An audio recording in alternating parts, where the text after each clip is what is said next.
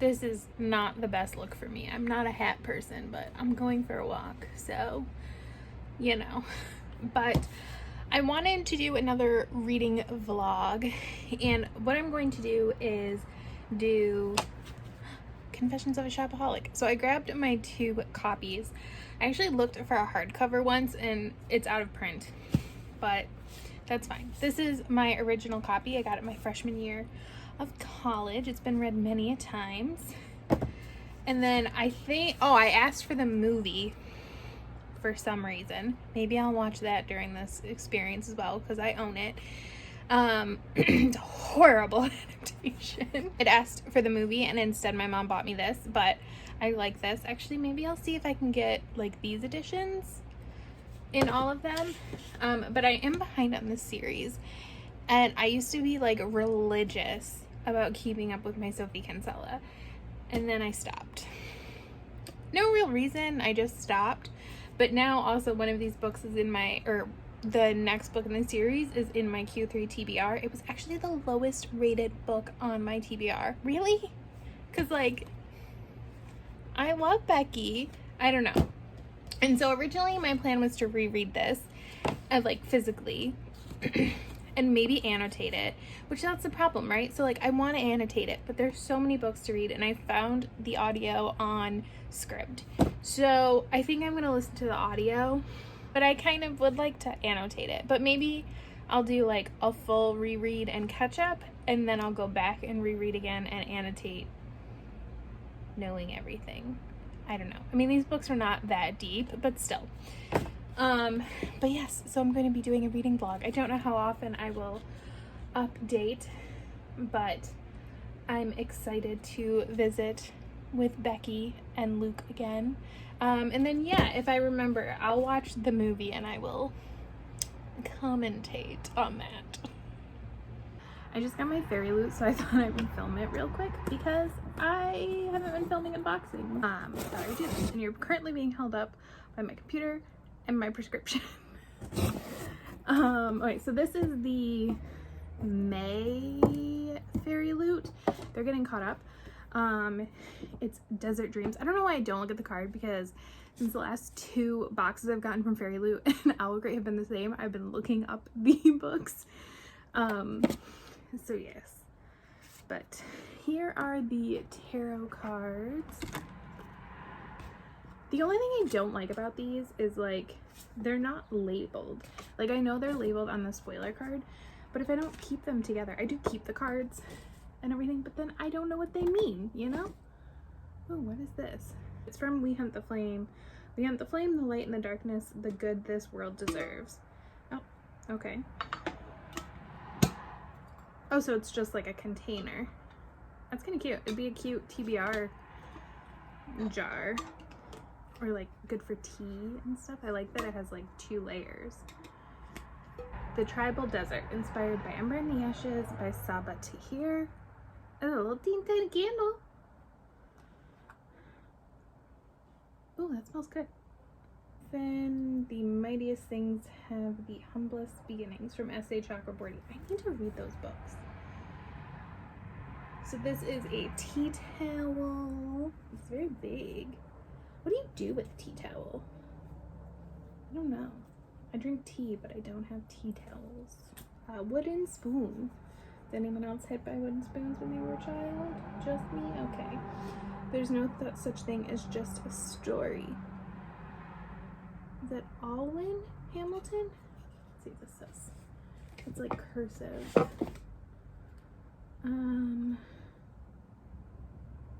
Oh, it's a quote from Hero of the Fall. I've never even heard of that.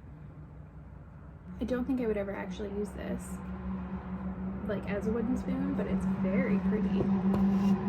It'd be cute as display. I mean, my kitchen is pretty Disney, so I'm not sure it would fit with that theme, but perhaps.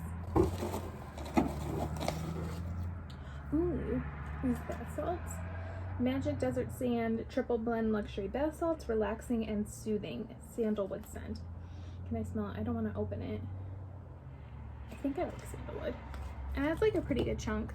And I don't really take that. I love baths, but I mean, I'm bigger, but even when I wasn't bigger, it's still hard to take a bath in a regular size bathtub. But I do like to soak my feet, especially when I'm dancing, because they tend to get pretty sore, especially after ballet. You can't choose what happens to you, but you can choose who you become because of it. The Forbidden Wish by Jessica Corey. I know that name, but I don't know that book. Let's see if they're supposed to be. Nope, it's just a sunglass pouch. Okay, that's what I figured. So it is Girl Serpent Thorn by Melissa Basherdoust. That's really pretty. Oh, and it's got sprayed edges. I feel like this is a very interesting color choice. What is the...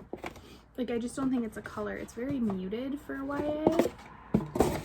I like it. It's just very different. Like, the original is like a grayish. Oh, they say beige.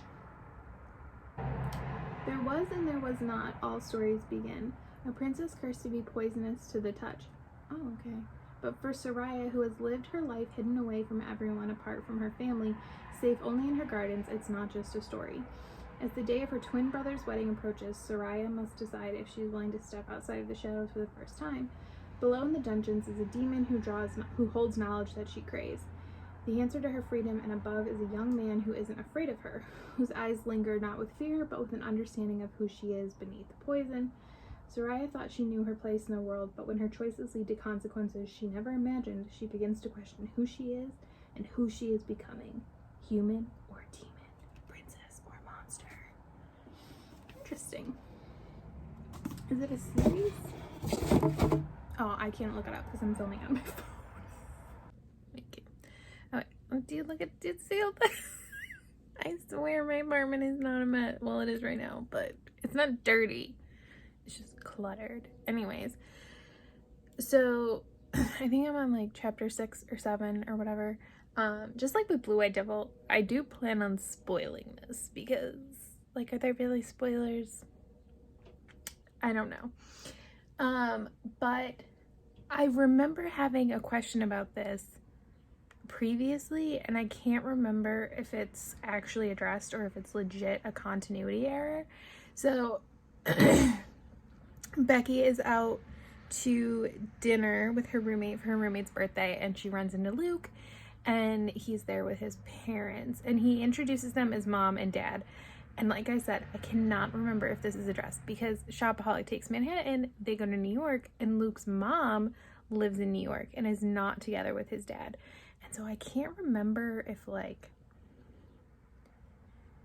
it's like his stepmom and maybe because his mom, like, isn't really in his life, so, or like she's kind of like distant, or if it really is a continuity error. But I feel like I remember the last time I read this having the same question, but I think the last time I read this I didn't continue on. Maybe that's addressed in like book 2 or book 3. I mean, book 3 is when they get married, so I would assume if he has like a stepmom, it's addressed because she would come to the wedding, right? I don't know. I really don't remember a ton. The thing I remember the book's not here. I remember this book the most, and Shopaholic and Baby. I specifically remember the like whole delivery scene, all those scenes, because there is a scene in there with Luke that just melts my heart. It's one of those scenes that like I reread. Or like I used to. I should like tab it so that I can just find it and reread it, because it just makes me so happy to read. I think I might go walk on the canal tonight, so if I do, I'll try to film that, and you can see the lovely historical Erie Canal that I understand is in fact a historical thing and is very important, but because I grew up on the Erie Canal, we had to learn about it like every year in history class, like my whole life. And it's just like, it's one of those things that like you don't care about. You're like, sure, but it's just the canal. Like, it's not.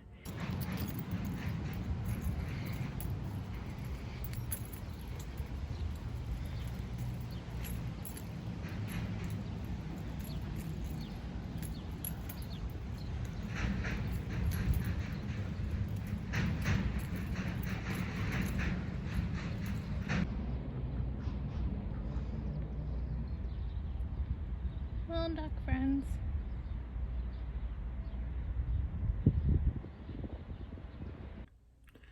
Okay, I need to brush my teeth, so I'm like kind of weird filming this. So Becky just had her card like retained by a store, her credit card. And I've seen this in movies and stuff before. Is this a thing? Like, I have several, I mean, I've never been like in debt or like over my limit or anything like that. I've actually been like, and my first credit card had a $500 limit, and I'd been close to that limit. I mean, I would pay it off right away. It was just such a low limit for me. But is this a thing? Like, can they even do that? Can they even keep your card? I've never known somebody in real life that happened to. So is it just like drama? And it's like, I don't know. I think it's weird. So I do remember there being something about like a shady bank or investment firm or something. And I think in the end they ended up like, she ends up like exposing them for like trying to get people to like change their investments before they were bought out and stuff, because they would get money from that. But right now where I am in the book is her like parents' neighbors had asked her earlier for this context is relevant, I promise, for advice on changing funds. And I don't know how things work in the UK. Things could be different. I don't know. And I am by no means an expert on the US. But so they asked for her advice because Becky writes in like a financial newspaper, magazine, whatever.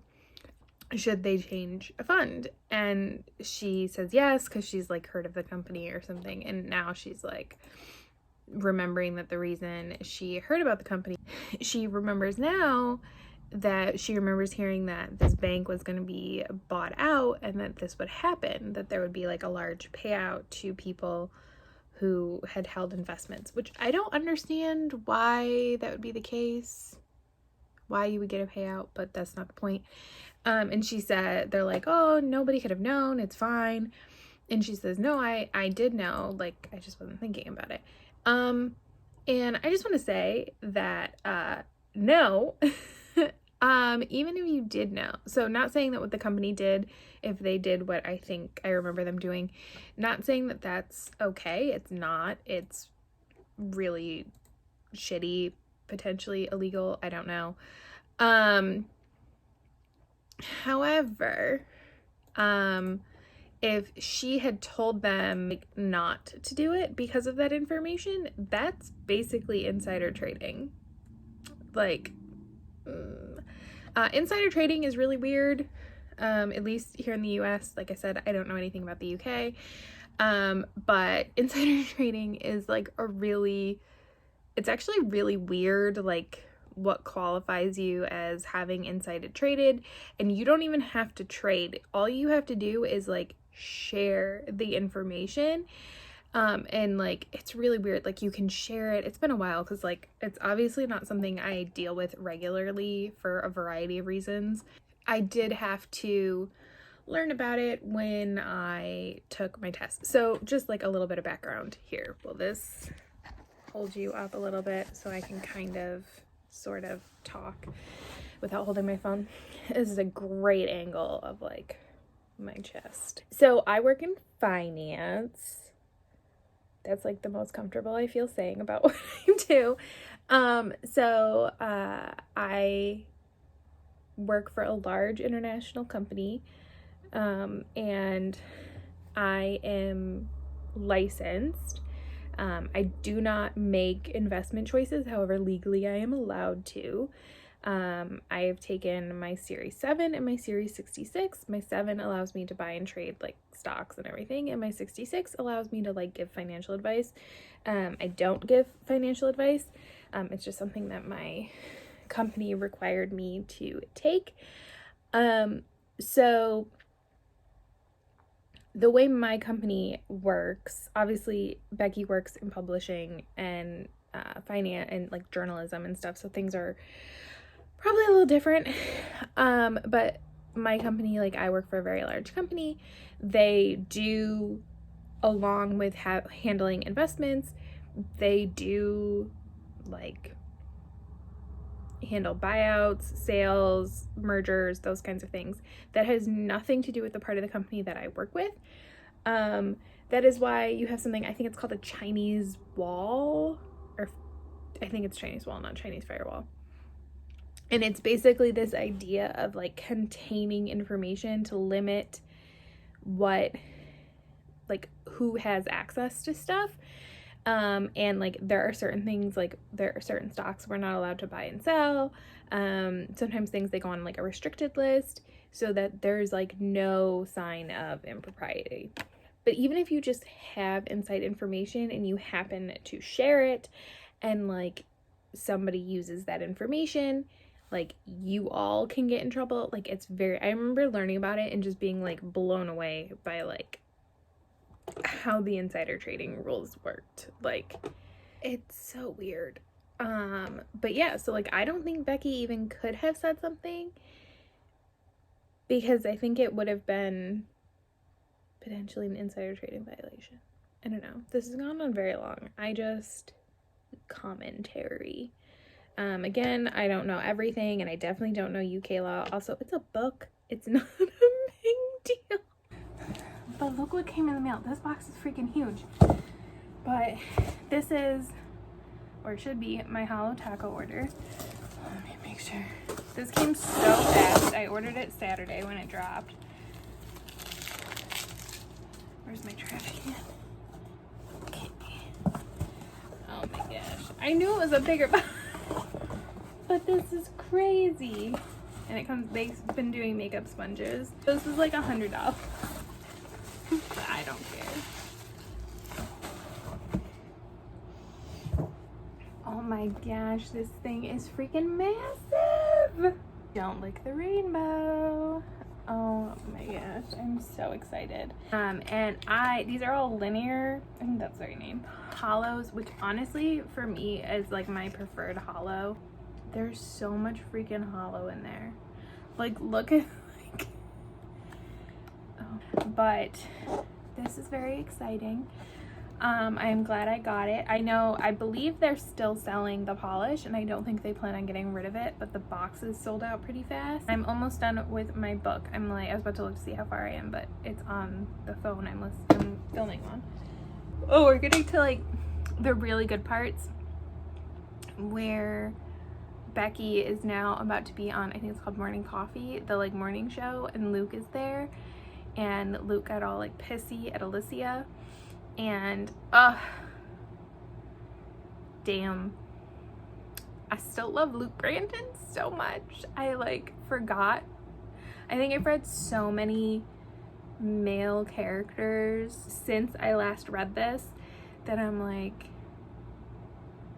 he just got like pushed out of my head. But no, he is amazing. I love him. And I think I'm gonna try to, I should finish this today. Because I have like an hour and a half left.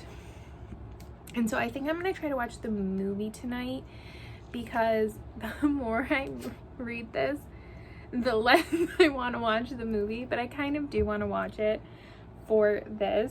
Although I think I'm gonna do like a one-off smash or trash, where I just do like, I'll do like Ella Enchanted, Shopaholic, maybe Percy Jackson, like more recent books that have been adapted and don't have like multiple adaptations and stuff. But I know they changed so much, and I don't know, we'll see. Hugh Dancy, why are you always showing up in bad adaptations? I don't know. So I finished the book, 5 stars. I would probably give it a 4 if it was my first reading, but I stand by my nostalgic 5 stars. Oh my gosh, is this a commercial for the proposal? So I put Confessions of a Shopaholic in to watch. I'm eating dinner. There's a Murphy. Is it weird that I like watching movie trailers? So, yeah. I like the movie. So I'm a little nervous about this, because I feel like I Had Memories. I read a review on Goodreads from Zoe from Zoe Reads. Is that her channel name? I follow too many people, so now their names are read by Zoe. Read by Zoe. And she said she had seen the movie first and she really liked the movie. And she was like, they're basically like two different stories. And I actually do like both of them. I was like, okay, Holly, you can go into this and not hate it. It's fine. Maybe this is a mistake to watch it so close to having just finished the book. I don't know. I have not seen Can You Keep a Secret? Which, by the way, is like my least favorite Sophie Kinsella book. I don't know. Wedding Night, I didn't really like. I haven't seen that. I think Alexandra Daddario is in it, and I do like her. I think she's a good actress. I'll probably provide you some sort of update on this. Now I just want to watch The Proposal, though. Alright, I'm pretty sure I have pizza in my teeth. One, I have so many thoughts. I mean, I'm trying really hard. I understand people's struggle now. It is just a movie. It is not a good adaptation. It's going to be fine. But how old is this movie? Because the phone that Becky has is like, it's like a Nokia like candy bar phone, which is like what I had. That was my first cell phone. I didn't realize this was that old. I mean, it makes sense. I feel like it is that old, but also cell phone technology. Like, I'm talking to you right now on my cell phone. How weird. Okay, I'm going back. And I forgot, like I knew, but I forgot kind of. This movie really combines loosely Confessions of a Shopaholic and Shopaholic Takes Manhattan. I know it has like the same ending as Shopaholic Takes Manhattan, basically. So I thought I would just like update. Oh, you can see my Burger King cup. That's great. So I did watch Confessions of a Shopaholic last night. I will say, I think it's like an okay movie, chick lit romantic comedy thing, right? Like, it's not great, it's not amazing, but it's not awful. It's good. And I think I would probably enjoy it more without comparing it to Confessions of a Shopaholic, the book. I don't know. There was just a lot of changes made, and I don't know why those changes were made. Like, some of them I don't understand. And then they keep random stuff, but like the finished stuff, which is funny, like, don't get me wrong, it's funny, but I also finished the book yesterday. I don't think I wrapped up my thoughts on that. I'm still giving it 5 stars. I think if I was reading it for the first time, I would give it 4, but I don't particularly like lowering my ratings of things upon a reread. I'll raise a rating, but I won't lower one. Like, especially the second half, last third of the book or whatever, like, Becky is, like, she really comes into her own, and you see, like, she is a good person. She just has a problem that she probably should seek help for. But I get her. I was reading some reviews, and some people were like, she just daydreams, and she does, and I can see how that's annoying, but like, as a daydreamer, like, I get it. Like, that was me. Like, I would and continue to like get easily like distracted, and like an idea will just pop into my head, and I just like start imagining things and imagining my life, and it's like, oh well, what if this happened and then this happened? And I'm not saying it's necessarily like the healthiest, but I don't think it's the worst thing either. I don't know. So I get it. Plus, like, the Luke stuff is so minor. I think that might be part of the change, and they combined this and Takes Manhattan for the movie, but probably to have more Luke, which is understandable. But I like that this story is kind of Becky's story, and then you start to get Becky and Luke in the future. Yeah, I still really enjoyed it. This book is still really important in my life. Like, it's pretty pivotal to like my reading and my understanding of like fiction and characters, and I love Sophie Kinsella. She has a new book coming out, I think, this year, which is awesome.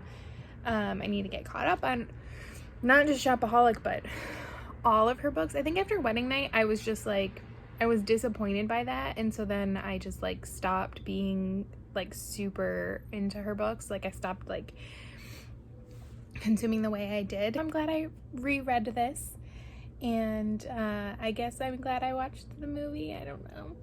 Those are my thoughts, and I don't think I will vlog the future books. Maybe I will. I don't know. We'll see.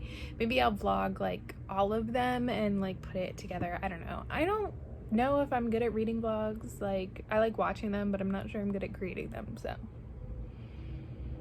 whatever. Thanks for watching. Bye.